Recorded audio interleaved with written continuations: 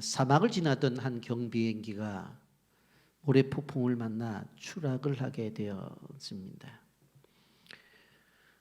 그 경비행기 안에 한 사업가의 아들이 타고 있었는데 수색대가 며칠 만에 비행기의 잔해와 그리고 비행사의 시체를 발견합니다. 그런데 그 아들의 시신을 찾을 수가 없었습니다. 이 사업가는 우리 아들이 살았겠다 하는 생각을 가지고 먼저 눈물로 하나님 앞에 기도를 드립니다. 하나님, 제 아들을 찾게 해 주십시오. 도와주십시오. 기도를 끝난 다음에 우리 아이가 이 사막 속에서 얼마나 외로울까 그 생각을 해서 하나의 전단을 만들게 되어지는데, 내 아들아, 아빠는 너를 사랑한다 라고 하는 단 한마디였어요. 그 전단을 수백만 장을 만들어서 그 사막에 다 뿌리게 되어집니다. 그런데 며칠 뒤에 실질적으로 수색대에 의해서 이 아들이 발견이 되어져요. 그런데 그 수색대에 의해서 이 아들이 발견되어질 때에 아빠 품에 뛰어오면서 이런 얘기를 해요. 아빠, 제가 사막에 탈진해서 쓰러졌을 때에 아빠가 뿌린 전단을 보았어요. 내 아들아, 아빠는 너를 사랑한다. 그렇다면 우리 아빠는 나를 사랑한다면 분명 꼭 찾아오실 거야. 용기를 내자. 그리고 견디자. 그래서 제가 견뎠습니다 라고 하는 고백이었습니다. 여러분, 성경은 사막에 뿌린 전단과 같아요. 성경 말씀을 통해서 광야를 지나가는 우리 인생들에게 내가 너 사랑한다 하는 이야기를 하고 있는 것입니다. 여러분, 우리가 오늘 성경주의를 지내게 되어지는데 이 귀한 하나님의 말씀인 성경을 가까이 하고 이 말씀대로 살아야 되겠다고 하는 것을 다짐하기, 그러한 오늘 시간이 되기를 바라는 것입니다. 여러분, 다윗은 세바의 반란을 진압한 후에 군대를 조직하죠. 그리고 법을 제정해요. 왕의 기반을 단단히 세워나가요. 왜냐하면 자기 아들 솔로몬이 왕이 되었을 때에 견고한 나라를 물려받아야 되겠다고 하는 생각을 가졌기 때문에 그렇습니다. 그런데 여러분, 우리는 오늘 이 다윗의 그 모습을 보게 되어지면서 실질적으로 다윗이 약속을 지킨 부분들을 좀 생각해 보면서 소위 성경이 우리와의 관계 속에서 이 언약의 말씀이라고 하는 것, 약속의 말씀이라고 하는 것, 그것을 지킬 때에 복을 받고 지키지 않으면 안 된다고 하는 부분에 대해서 좀 집중적으로 생각을 해 보려고 합니다.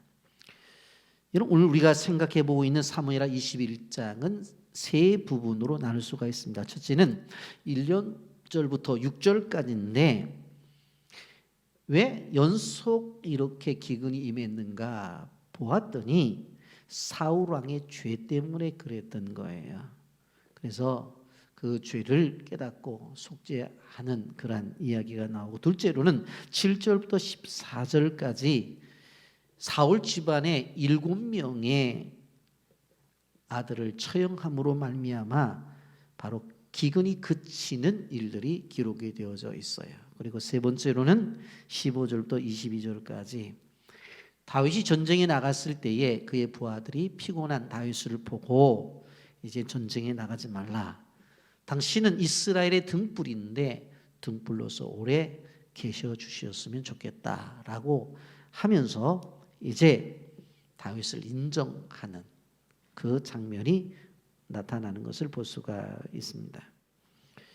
여러분, 오늘 이러한 내용을 가지고 하나님과 우리와의 관계 속에서 나타나는 이 언약적 관계에 대해서 좀 더 생각을 해 보려고 합니다. 영상 보고 말씀 계속하겠습니다.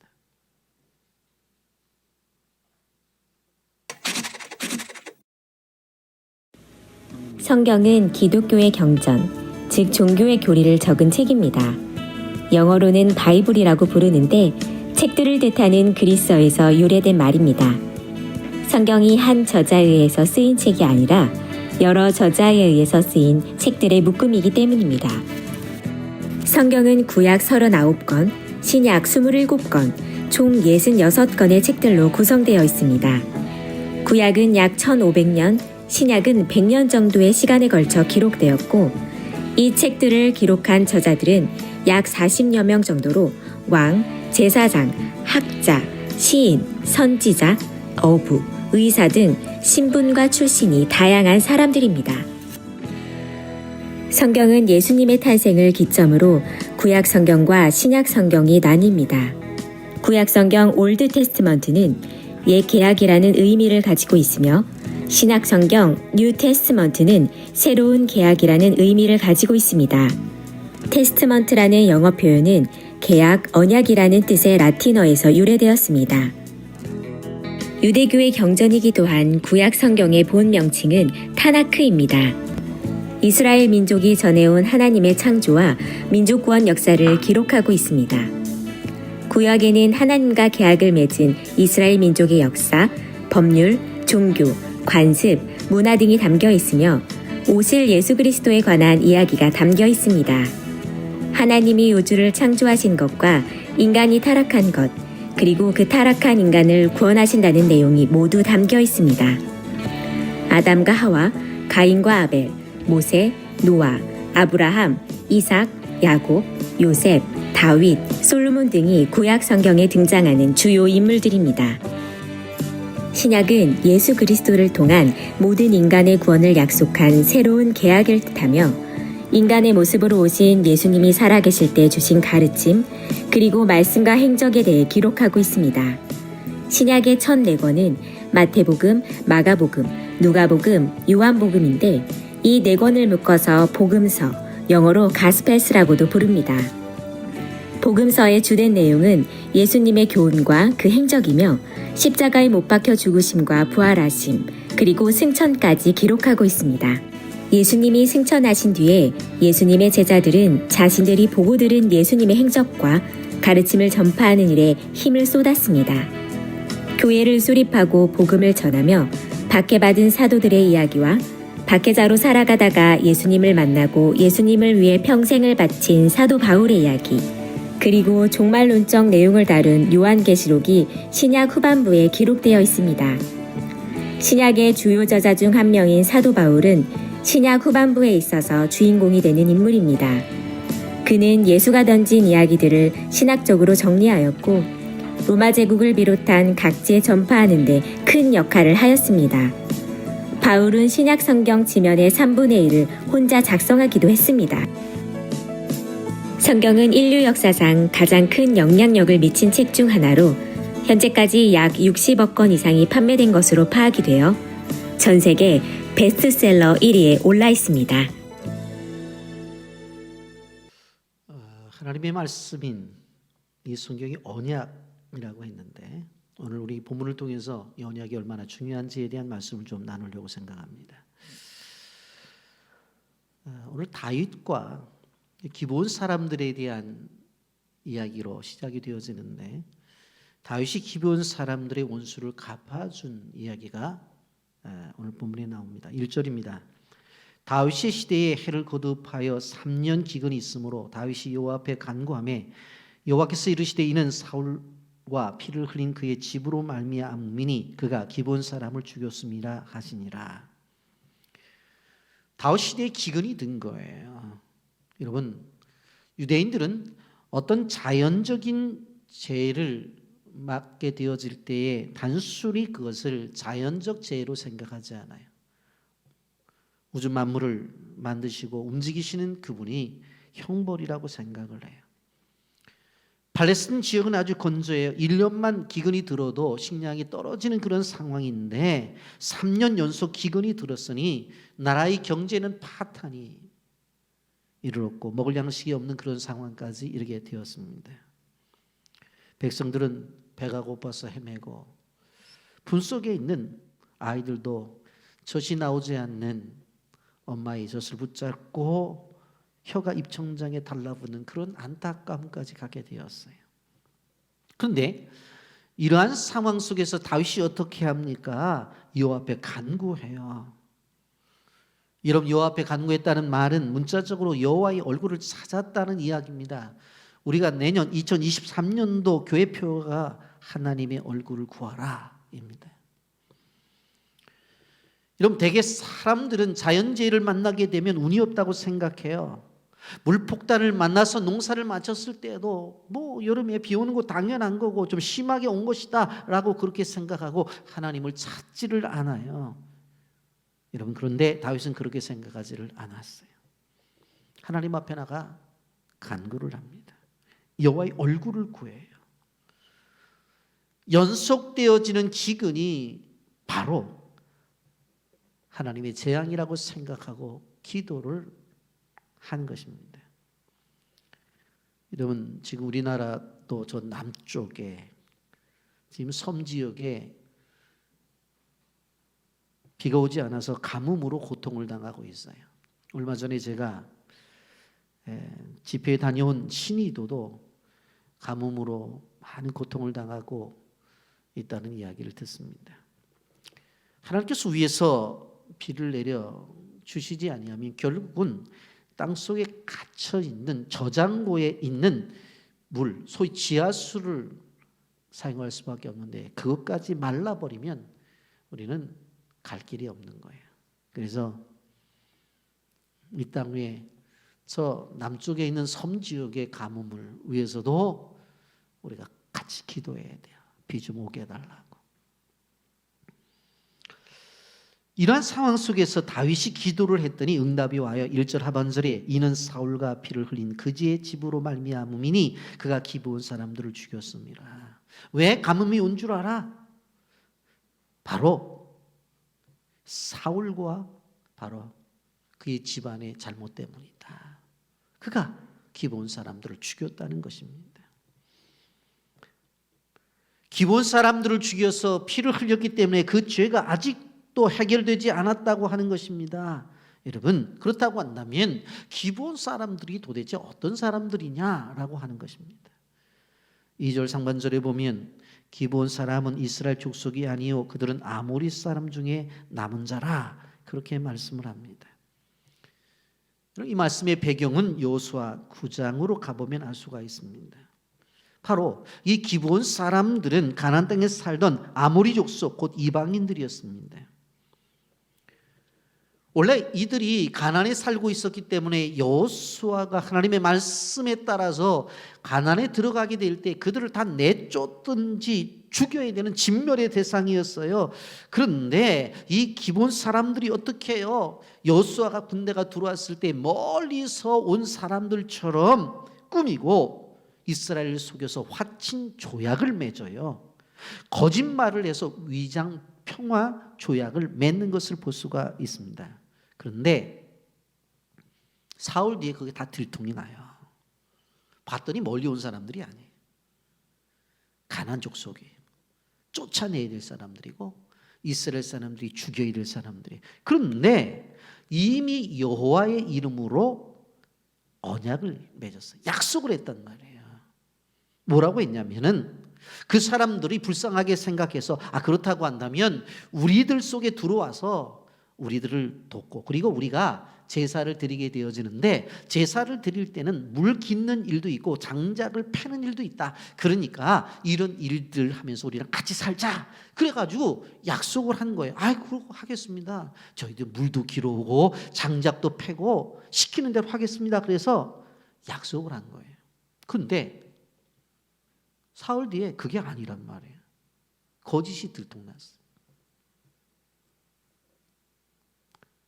여호수아 9장 27절에 분명히 이렇게 말을 합니다.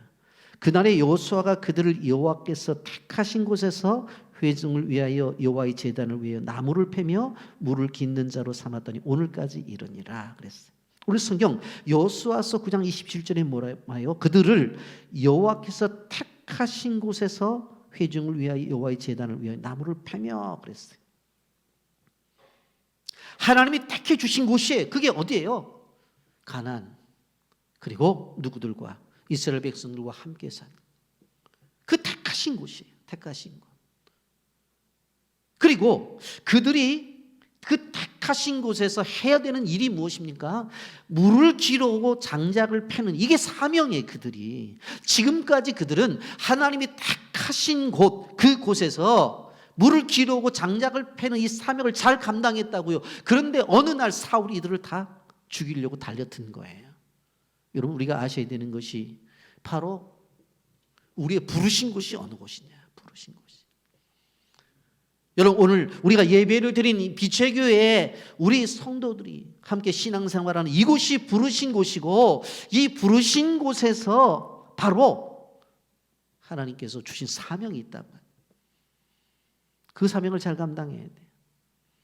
여러분, 과정은 잘못되었지만 약속에 의해서 그들은 언약의 백성이 되었어요.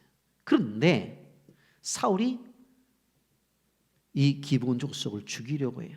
죽일 이유가 뭡니까? 사무엘하 21장 2절 중반절에 보게 되어지면 사울이 이스라엘과 유다 족속을 위하여 열심히 쓰므로 그들을 죽이고자 하였더라 그랬어요. 이스라엘과 유다 족속을 위해서 죽이겠다는 거예요. 여러분, 하나님께서 사울에게 명령하신 것은 아말렉 족속을 멸하라고 그랬어요. 그 아말렉 족속을 멸하라고 했을 때 어떻게 했습니까? 오히려 정작 실질적으로 형편없는 것들은 다 죽여버리고 쓸만한 것들은 살려서 하나님 앞에 책망을 받잖아요.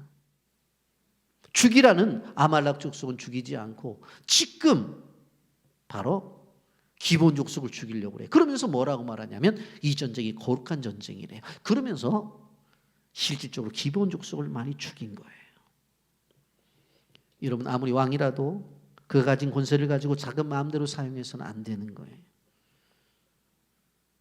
아무리 하나님의 이름을 들어서 포장을 한다고 하더라도 말씀을 떠난 것은 아무리 좋은 포장을 해도 그것은 하나님의 말씀대로 하지 않는 것이기 때문에 잘못된 거예요.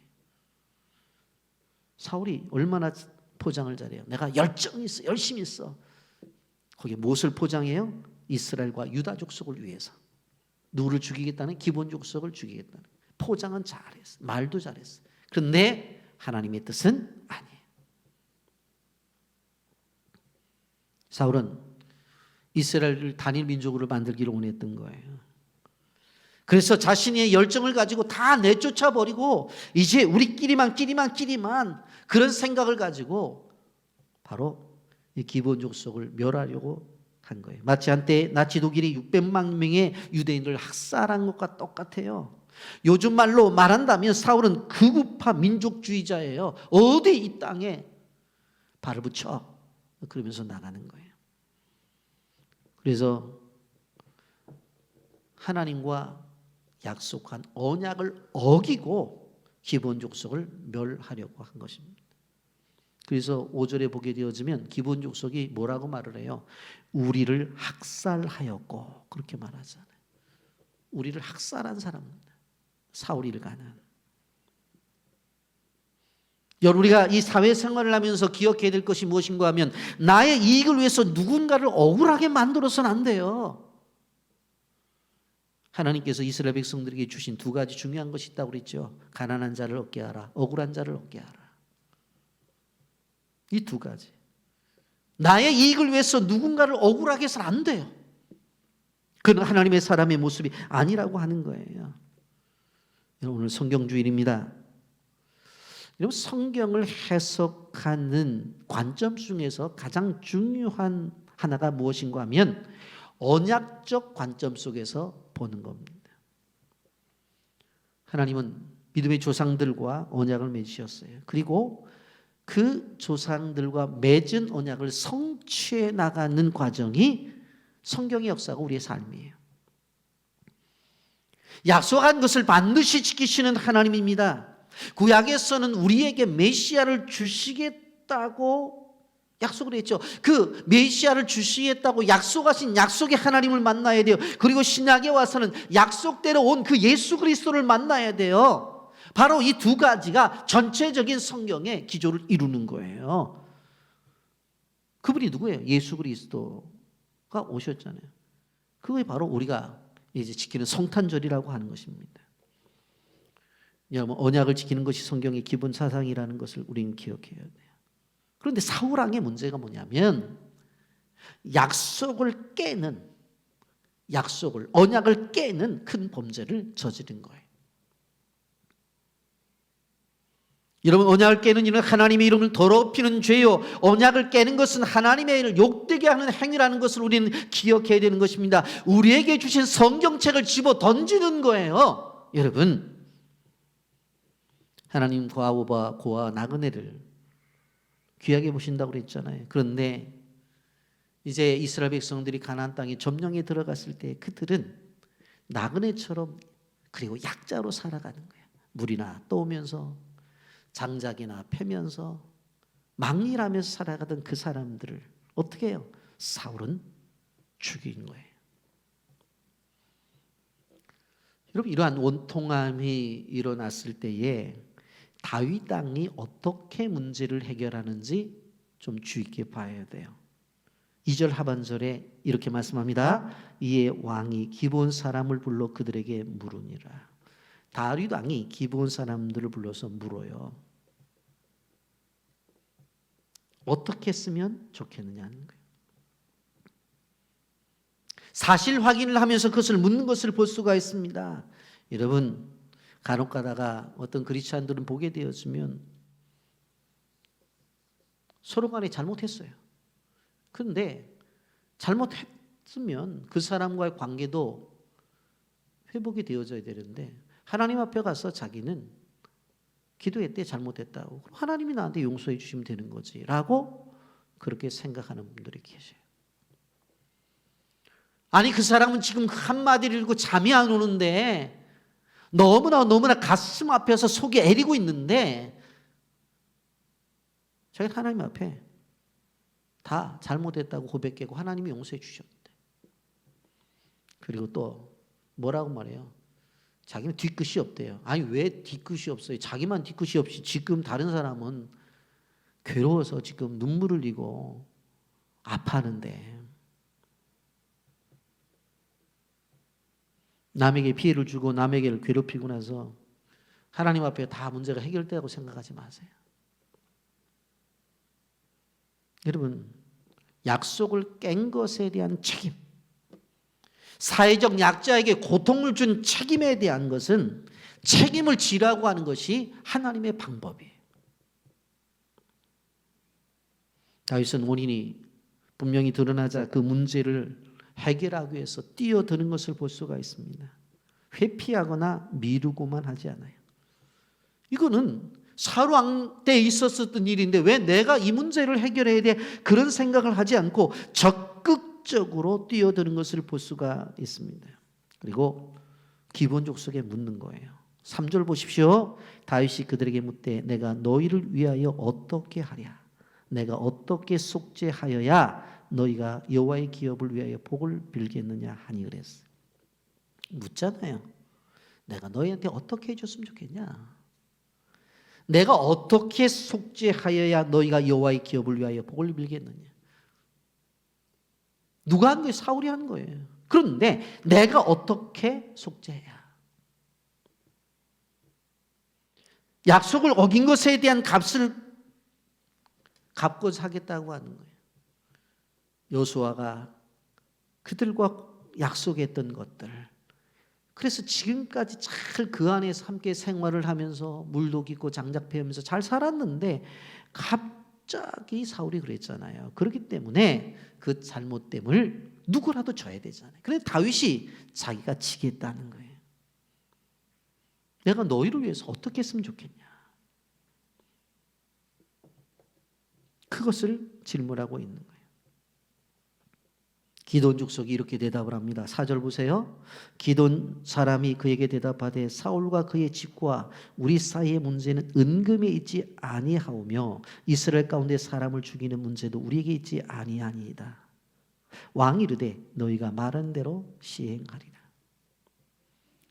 사울과 우리의 집의 문제는 돈 몇 푼 줘서 되는 것이 아니에요. 은금으로 해결되는 문제가 아닙니다. 우리가 가지고 있는 것은 우리 종족들을 그렇게 죽였으면 몇 명이라도 좀 목숨을 내놓아야 될 텐데 우리에게는 그만한 능력이 없습니다. 그 얘기를 하고 있는 거예요. 이건 돈으로 보상될 문제가 아니에요. 우리의 상처와 원한을 갖기 위해서는 그들도 죽어야 될 텐데 우리에는 거류인이기 때문에 우리는 그들을 죽일 만한 능력이 없습니다. 그러면서 요구하는 것이 5절과 6절이에요. 그들이 왕께 아뢰되 우리를 학살하였고 또 우리를 멸하여 이스라엘 영토 내에 머물지 못하게 하려고 모해한 사람의 자손 7사람을 우리에게 내주소서. 여호와께서 택하신 사울의 곡을 기브아에서 우리가 그들을 여호와 앞에서 목매어 달겠나이다 하니 왕이 이르되 내가 내주리라 하니라. 기브온 사람들의 요청 앞에 내가 그렇게 해주겠다고 그래요. 내가 해주겠다. 우리를 이 땅에 살지 못하게 하고 우리를 죽인 사람의 자손 가운데서 7명을 내달라고 해요. 다윗이 그렇게 하겠다고 말을 해요. 여러분 7이라고 하는 숫자는 완전 숫자예요. 그렇기 때문에 완전한 그런 관계의 회복을 이야기하겠다고 하는 거예요. 그러면서 사울의 고향이자 사울의 왕국의 수도였던 기브아에서 사울이 고향이자 사울의 왕국의 바로 수도였던 기브아에서 그 땅에서 7명을 죽이겠다는 거예요. 단순한 게 아니에요. 이것은 언약을 깬 것에 대한 값을 묻는 것이고 언약을 깬 것에 대한 대가를 지불하라는 이야기예요. 그런데 다윗이 이 요구를 할 때 어떻게 해요? 이스라엘 공동체를 위해서 3년 기근이 들고 있잖아요. 허락을 해요. 기꺼이 내주겠다고 하는 거예요. 그래서 이스라엘의 기근을 풀기 위해서 7명의 사울의 자손이 죽게 되어집니다. 여러분, 우리가 생각해 보세요. 아니, 이해가 안 되잖아요. 왜 사울이 죄를 지었는데 이 7명이 죽어야 돼? 그렇게 얘기할 수 있잖아요. 그런데 생각해 보세요. 왜 우리가 죄를 지었는데 예수님이 죽으셔야 되냐? 왜 우리가 죄 지었는데 예수님이 십자가를 지셔야 되는 거예요? 누군가가 우리의 사회 속에서 그 문제를 책임져야 될 사람들이 있어야 그 문제를 해결이 되는 거예요.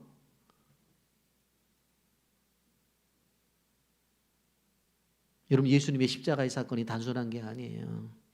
갈라디아서 3장 13절은 이 예수님의 십자가 사건을 이렇게 이야기합니다. 그리스도께서 우리를 위하여 저주를 받은 바 되사 율법의 저주에서 우리를 속량하셨으니 기록된 바 나무에 달린 자마다 저주와 있는 자라 하였습니다. 예수님의 십자가가 어떤 거라는 거예요? 저주를 받은 거래. 저주를 받은 거래. 저주를. 근데 누가 저주를 받아야 될까요? 우리가 죄 때문에 저주를 받아야 되는데 예수님이 대신 저주를 받은 거예요. 그래서 다윗이 이 언약을 깬 일들을 해결하기 위해서 내놔요. 그런데 그 과정도 보세요. 너희들 이야기하는 것들 다 들어주겠다고 약속을 했잖아요. 언약이잖아요. 그러니까 그 약속을 지키잖아요. 언약을 지켜내는 거잖아요. 여러분, 그러면서 여기서 7명의 죽음 속에서 우리는 두 번째로 중요한 한 여인을 만나게 됩니다.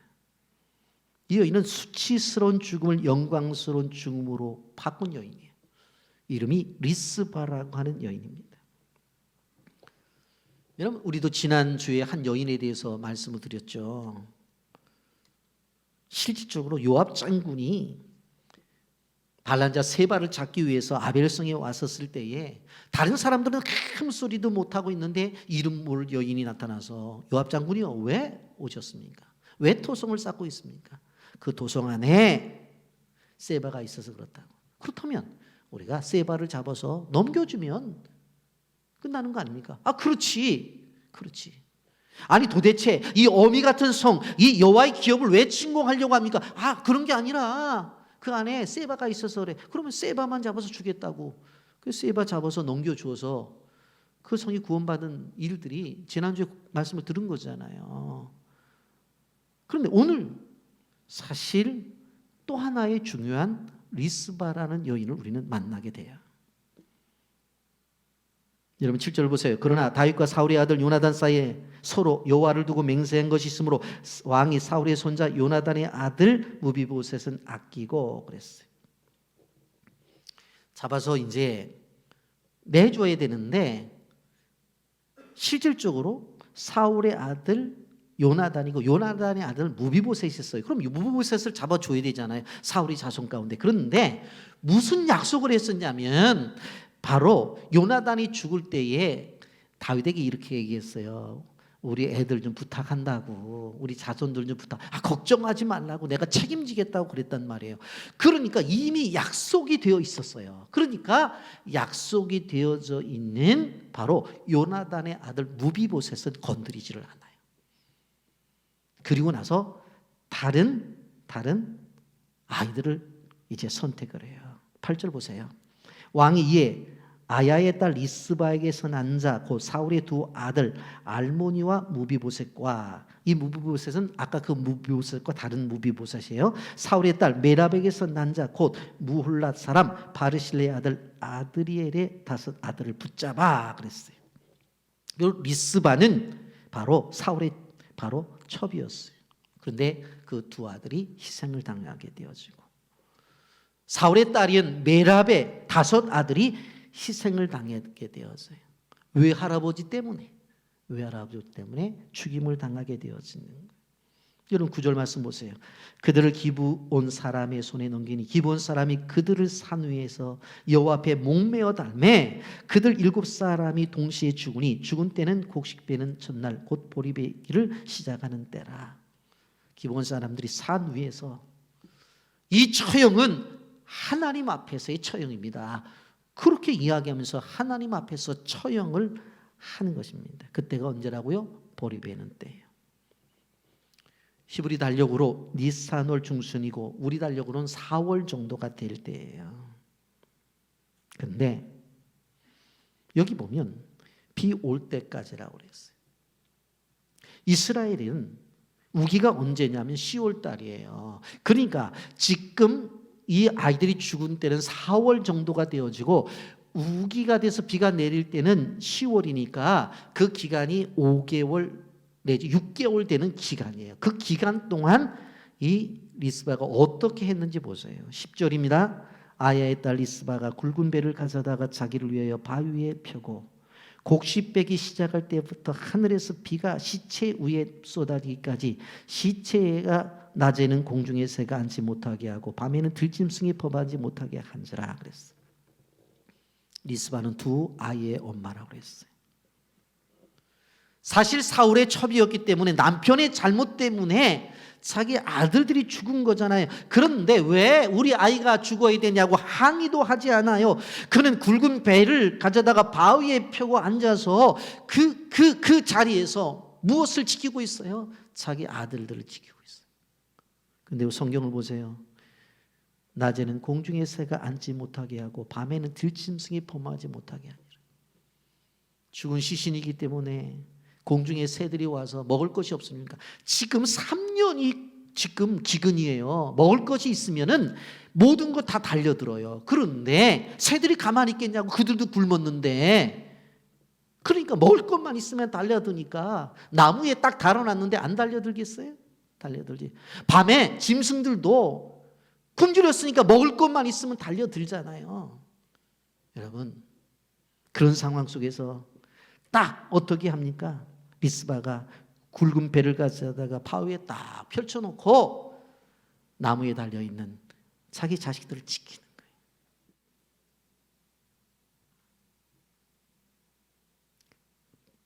낮에는 독수리가 보면서 야 저기 먹을거리가 있었다 그렇게 오게 되었을 때 소리를 내면서 어이 이것은 내 아들이야 어디 감히 오냐고 소리를 지르면서 독수리를 쫓았을 거예요.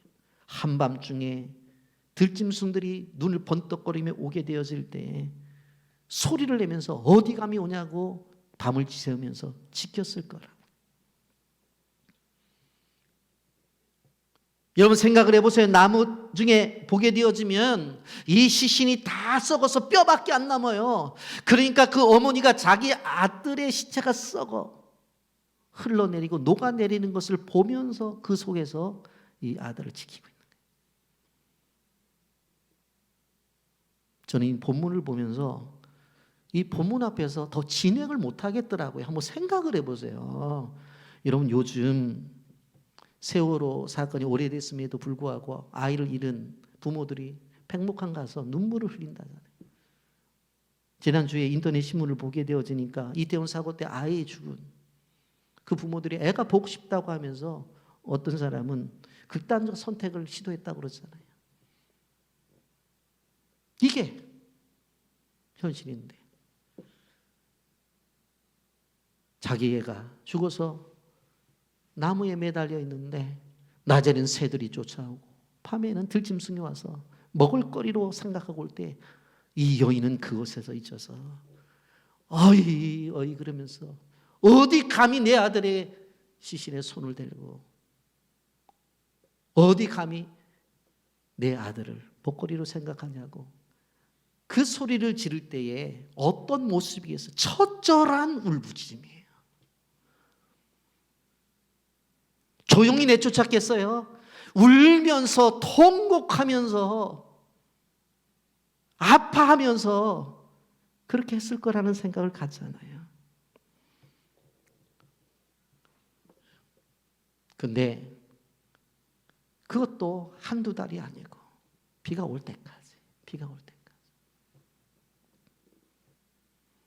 근데 이 소식을 누가 들어요? 다윗이 들어요. 다윗에게 전해줘요.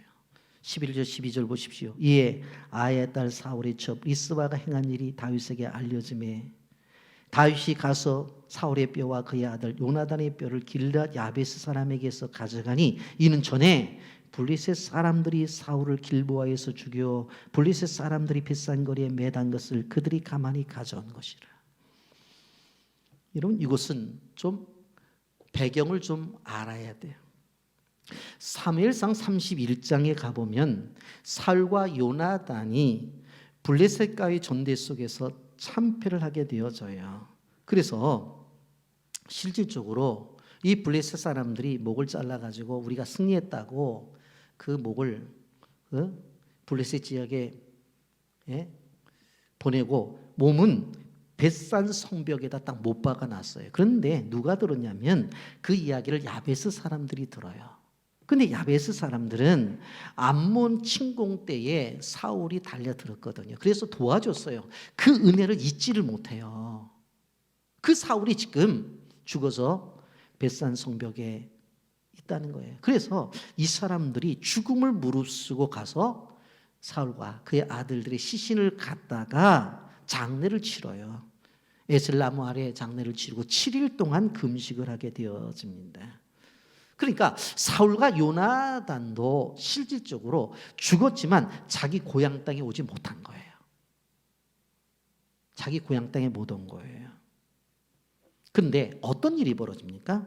오늘 사무엘하 21장 13절과 14절 보세요. 다윗이 그곳에서 사울의 뼈와 그의 아들 요나단의 뼈를 가지고 올라오매 사람들이 그 달려 죽은 자들의 뼈를 거두어다가 사울과 그의 아들 요나단의 뼈와 함께 베냐민 땅 셀라에서 그의 아버지 기스의 묘에 장사하되 모두 왕의 명령을 따라 행하니라. 그 후에야 하나님이 그 땅을 위한 기도를 들으시니라.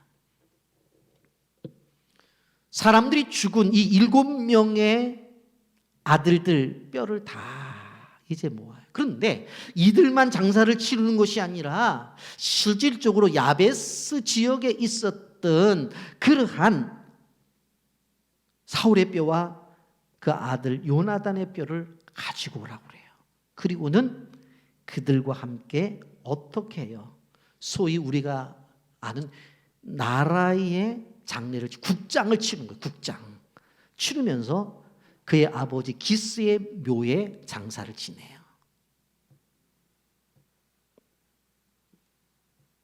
여러분, 그냥 7명의 그 사람들만 장사를 지는 것이 아니라 바로 죽은 사울의 뼈와 아들 요나단의 뼈까지도 갔다가 장례를 치러줘요. 여러분, 한 여인의 자식을 위한 사랑이 단순한 사랑이 아니라 사랑을 뛰어넘어 사울 가문의 명예를 회복시키고 있는 것을 보게 되었어요. 왕인데도 아직까지 자기 고향 땅에 못 갔어요.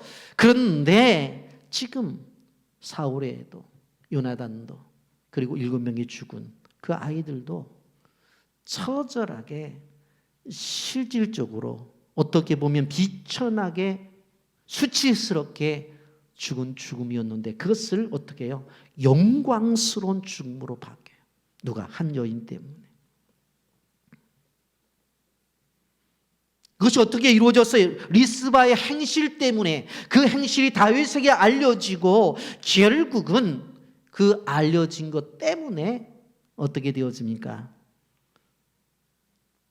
리스바의 2 아들과 메랍의 5 아들 그리고 사울의 아들 요나단이 조상의 묘로 가게 된 것입니다. 이런 다윗은 2 자식을 잃은 슬퍼하는 리스바를 위로해 주는 장례를 치르고 있습니다만은 이것은 단순한 장례가 아닙니다. 자기 남편 사울의 왕가의 명예를 회복하고 있어요. 그리고 자기 아들들의 명예를 회복하고 있어요. 여러분, 어머니의 자식을 향한 사랑은 이렇게 큰 역사를 이뤄낼 수 있다는 것을 우리는 알아야 되는 거예요. 그렇기 때문에 어머니가 바로 서야 돼요. 여러분, 우리는 한나의 기도를 잘합니다. 아이를 주시면 한평생 그 아이를 주겠다. 아주 단순하잖아요. 간절한 기도를 드리잖아요. 그렇게 기도를 드렸더니 응답을 되었어요. 그래서 아이를 낳았어요. 사무엘이죠. 그러면 한 집안에 아이 낳은 거로 끝나나요? 그것이 아닙니다. 그 아이는 어떤 아이였습니까? 사사시대와 왕정시대를 이어가는 사사요 선지자의 제사장이었습니다. 그 아이가 어떻게 되어져요? 사울 왕에게 기름을 붓고 다윗 왕에게 기름을 붓잖아요. 단순히 한 여인이 기도한 기도의 응답으로 한 집안에 아들이 태어난 것이 아니라고요. 역사의 흐름의 중심이 되어 있잖아요. 여러분, 우리가 기도하는 것, 아이고 집안을 위해서 기도하고 애를 위해서 기도하는 것 단순히 그렇게만 생각하지 마세요. 작은 기도라고 무시하지 마세요. 가정을 위한 기도라고 무시하지 마세요. 나를 위한 기도라고 무시하지 마세요. 그 속에 담겨져 있는 하나님의 비전을 우리는 발견해야 돼. 그 속에 어떤 역사가 담겨져 있는지 몰라요. 그랬더니 오늘 14절 하반절에 어떤 일이 벌어져요? 그 후에야 하나님이 그 땅을 위한 기도를 들으시니라. 비가 오기 시작한 거예요. 비가 오기 시작한 거예요. 여러분, 원인을 제거하니까 문제가 해결되잖아요. 그렇기 때문에 우리의 신앙생활에 있어서 중요한 것은 문제가 안 풀릴 때는 왜 그런가 원인을 찾아야 돼요. 그리고 그 원인을 다 해결하면 자연스럽게 풀려지게 되어 있어요. 이게 하나님의 방법이에요. 우리가 기도해도 안 된다고요. 하나님과 나의 관계 속에서 맺혀져 있는 것들이 무언가를 해야 돼요. 이 사이 속에서 문제가 된 것들을 해결을 해야 돼요. 하나님과 관계 속에서 깨어진 것을 회복해야 돼요. 그러면 기도의 문은 활짝 열리고 하나님의 복은 술술 임하게 되어져 있어요. 그러면서 우리는 15절부터 22절에 있는 지도자를 귀하게 여기는 이스라엘을 보게 됩니다. 15절 16절 말씀, 블레셋 사람이 다시 이스라엘을 치거늘 다윗이 그의 부하들과 함께 내려가서 블레셋 사람과 싸우더니 다윗이 피곤함에 거인족의 아들 중에 무게가 300세겔 되는 노창을 들고 색깔을 찬 이스비분노비 다윗을 죽이려 함으로 전쟁이 벌어졌어요. 블레셋과 다윗이 나가서 싸우려고 하는데 이브비브노비라고 하는 바로 이 거인이 다윗을 죽이려고 하는 거예요. 그때 누가 구해줍니까? 아비새가 구해줍니다. 사무엘하 21장 17절, 수루아의 아들 아비새가 다윗을 도와 그 블레셋 사람을 쳐 죽이니 그때 다윗의 추종자들이 그에게 맹세하여 이르되 왕은 다시 우리와 함께 전쟁에 나가지 마옵소서, 이스라엘 등불이 꺼지지 말게 하옵소서 하니라. 이제 연세도 들고 연약하니까 좀 계시라고 그냥 우리의 등불만 되어달라고 그렇게 요청을 해요. 여러분 단순하게 지도자를 존중히 여기는 마음이라고 생각할 수 있어요. 그런데 그것을 뛰어넘는 하나님의 물줄기를 봐야 돼요. 이스라엘의 등불, 직접적으로 오늘 본문을 통해서 다윗을 가리키는 것 같지만 이것은 다시 오실 메시아를 가리키는 것을 바라볼 수가 있습니다. 바로 빛으로 오신 예수 그리스도, 그분을 이야기하는 거예요. 여러분, 하나님은 어떠한 상황 속에서도 약속하신, 언약하신 것은 이루시는 분이라고 하는 것을 기억해야 돼요. 여러분, 이스라엘의 역사를 보게 되어지면 대가 끊어질 위기에 많이 있었던 것을 보게 되어져요. 대표적으로 보게 되어지면 바벨론의 포로가 잡혀갔었을 때 다 끝난 것 같잖아요. 성전 무너지고 다 끝난 것 같잖아요. 그런데 그 등불이 꺼지지 않아요. 여러분 보십시오. 말라기 선지후에 세례 요한이 나타날 때까지 교회 역사학자들은 그 기간을 암흑기라고 말을 해요. 불빛 하나 없는 것 같았어요. 그러나 등불은 꺼지지 않았어요. 주의 길을 예비한 세례 요한이 나타나고 바로 이어서 예수 그리스도가 탄생이 되어지는 거예요. 그렇기 때문에 바로 이스라엘의 장수들이 다윗을 향해서 당신 우리의 등불입니다 라고 이야기할 때 단순히 다윗만을 위한 것이 아니라 그 역사의 물줄기를 보게 되어지면 예수 그리스도 오심까지 이어지는 것을 볼 수가 있습니다. 역대하 21장 7절에 여호와께서 다윗의 집을 멸하시기를 즐겨하지 아니하셨으면 이전에 다윗과 더불어 언약을 세우시고 또 다윗과 그의 자손에게 항상 등불을 주시겠다 말씀하셨다. 여러분, 마침내 아브라함과 다윗의 자손 가운데 예수 그리스도가 탄생되었습니다. 이제 우리가 맞이하는 성탄입니다. 말씀을 정리합니다. 우리의 기도가 응답되지 않는 이유는 여호와의 손이 짧아서 그런 게 아니에요. 이유가 있어요. 그 원인을 찾아야 돼. 그 원인만 찾으면 자연스럽게 모든 것은 해결이 되어져요. 여러분, 진정한 회개가 필요해요. 하나님과 교통하는 그런 회개가 필요하다고 하는 것입니다. 그러면서 어떤 공동체든 지도자를 존경하고 귀히 여기는 마음을 갖는 것이 성경적이라고 하는 것을 기억해야 돼요. 이 성경은 수천 년 전에 기록한 것이지만 그 안에는 영적인 보화가 가득해요. 영혼의 양식이 풍성한 것을 볼 수가 있어요. 그리고 중요한 것은 뭐냐면 이 성경이 무엇인가 하면 하나님이 우리에게 주시겠다고 하는 축복을 기록해 놓은 언약의 책이란 말이에요. 그러니까 이 성경 속에 담겨져 있는 약속대로 우리가 순종하면 복을 받는 거예요. 그래서 하나님의 말씀을 읽고 듣고 묵상하고 연구하고 암송하고 더 나가서 우리 교회는 콰이트하고 퀴티하고 그러면 그 말씀 속에서 주시는 은혜가 그대로 축복으로 임한다고 하는 거 기억하셔서 이 언약의 축복을 받으시는 그 언약을 지켜서 하나님의 축복을 누리는 주의 백성들이 되기를 예수님의 이름으로 축복합니다. 아멘.